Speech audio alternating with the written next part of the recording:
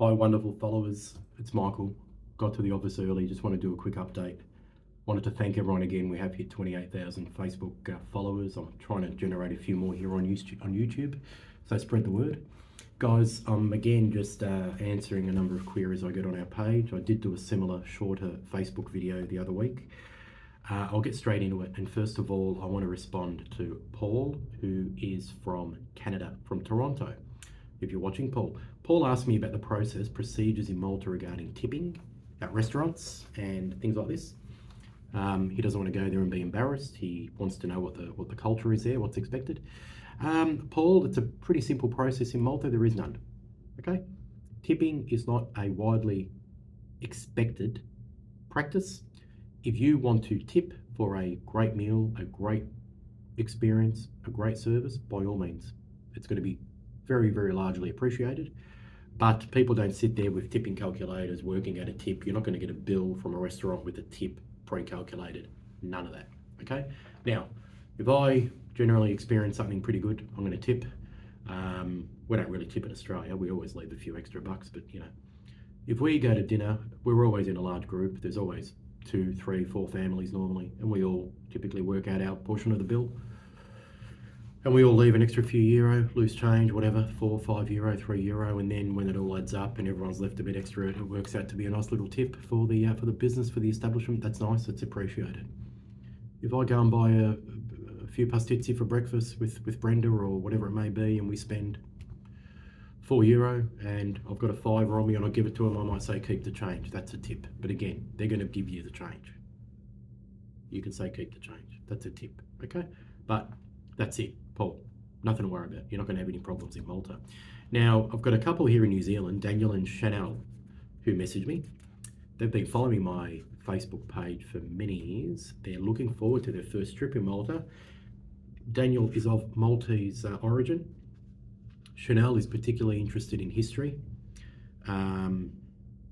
archaeology, etc., and they're really looking forward to hit the temples and all of the heritage Malta sites, similarly to what we did last year. And they actually mentioned here that they followed our travels last year very intently and have got notes of what they're going to go. They've already booked the Hypogeum, they've booked Underground Valletta, and they're asking me about car parking and how bad it is.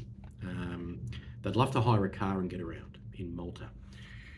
So they're asking me, is it as bad as people say? So look, it's not as bad as people say, but it's not great in summer, particularly at night, guys. And it's all about where you're staying, all right? If you're staying off the beaten path in Ormy or Hull Safi or something, you're going to park no problems out the front of your accommodation, in the side streets, no problem, generally. But if you're staying in the resort towns in summer, I'm talking Bujuba, Auda, I'm talking St. Julian's, Sliema, Gzida, even where we are in Marsa Scala. If you have got accommodation booked without a car park and you intend to drive a car and be in and out multiple times a day and night, you're going to have some pain, some heartache. You may get sick of it. So generally, guys, if I was going to go to Malta for a week or two, I wouldn't bother hiring a car. I would save the money I would otherwise be spending on hiring a car, and I'd be using Bolt taxis or Uber, whatever, e-cabs, everywhere I go. All right, Bolts are really cheap, like really cheap. You'd be amazed coming from overseas how cheap they are, and that's me. If I was going to stay longer and wanted my own car, and I always have my own car there, but I've got somewhere to park underneath my apartment, I'd be having to sort out car parking. Now, whether it's through someone I know, trying to find someone who I could pay a few euros just to use a car spot, or maybe they've got room in the driveway or in their front yard, whatever, depending on where you're staying or where you live. I know people that stay in Marsa Scala who know people in Marsa Scala, and they let them park their car on their property, right, when they go, and it's great because it's just peace of mind. And it's only like a short walk from where they stay, near in the Cerviola Hotel. So anyway, otherwise it could be quite energy sapping having a sit and drive around looking for car park. Now, look, when I go to St. Julian's, Sliema, these places, I generally know where to go and look for a car park, and I generally find one without much trouble any time of day or night, sort of off the beaten path. But most people don't go there. Most people are going up and down the main strips looking for a car park, okay? Beautiful. Now, I've got another Paul here. He lives there in Malta in Sliema. Paul and I have had many robust discussions over the years, and Paul's trying to rattle my chain because he wrote to me and said, Mike, there's so much happening at the moment on the political landscape in Malta, but you never talk politics. You don't talk about current affairs that are on the news, etc., etc. Maybe you should for your followers. Now, Paul knows very, very well why I don't talk politics. For one reason, it's not about that, this page. There are many, many other pages people can get on and vent or give their opinion or their views. That's good. But secondly, Paul, as you know, I don't care. I don't care. I don't care about politics in Malta. I don't care about politics in Australia. I come to Malta and I'll be there very soon. I come there for the beaches, for the climate, for the company, for my friends, family, just for the experience. Also, Malta is a gateway to all of Europe for us, which we try to get through bit by bit. I don't care about politics. I know that Mr. Robert Abela is the Prime Minister in Malta. He's with PL, Labor. I know that he replaced Mr. Joseph Muscat, who I met with in 2017. I just emailed him on a Sunday morning and said, I'd love to have a meeting with you. And he said, yeah, sure. And we met the next day. I couldn't believe it. It was great. We met in Hamrun at Myland. Got photos with him. And I know that the Prime Minister there, Mr. Abela, is always at odds with the lady that runs the EU, Roberta. And I know that there's a lot of stuff going on all the time. All I will say about politics, and I'll leave it at this, is that if anyone in Malta feels or thinks that there are problems there that are isolated to Malta that don't happen anywhere else, let me tell you that you're dreaming, okay? Politics is politics, guys. I remember here in Australia, we had a Prime Minister about 15, 16 years ago. He was going to be the saviour. People know who I'm talking about that are here. And he got into power. And when he was in power, his wife, who was a lovely lady, she had a company, and she was on my television screen every night for one reason or another, winning government tenders, opening facilities, touring factories, her company, winning all these tenders and stuff. And all I know is that since he was overthrown by his own party, actually, didn't last long, he got overthrown by his own government, and she suddenly disappeared. I never seen or heard of her or her business ever again. Now, okay, was this favoritism? Was this corruption? Was this fraud? Was it networking? Was it trusting people who you know, who you trust, who you've met with in the past and worked with? I don't know. I don't care, but it's the same everywhere, okay? That's all I'm going to say about politics. Can't be bothered. Now, I'm going to talk about the weather, the heat in Malta in summer, because it's bemusing to me, but I constantly get messages from followers who say, Michael, we are traveling to Malta in August, mid-August. Is the heat as bad as people say, or are people exaggerating? Should we be packing winter clothes? We are traveling a little bit and don't have a lot of space, etc. Okay.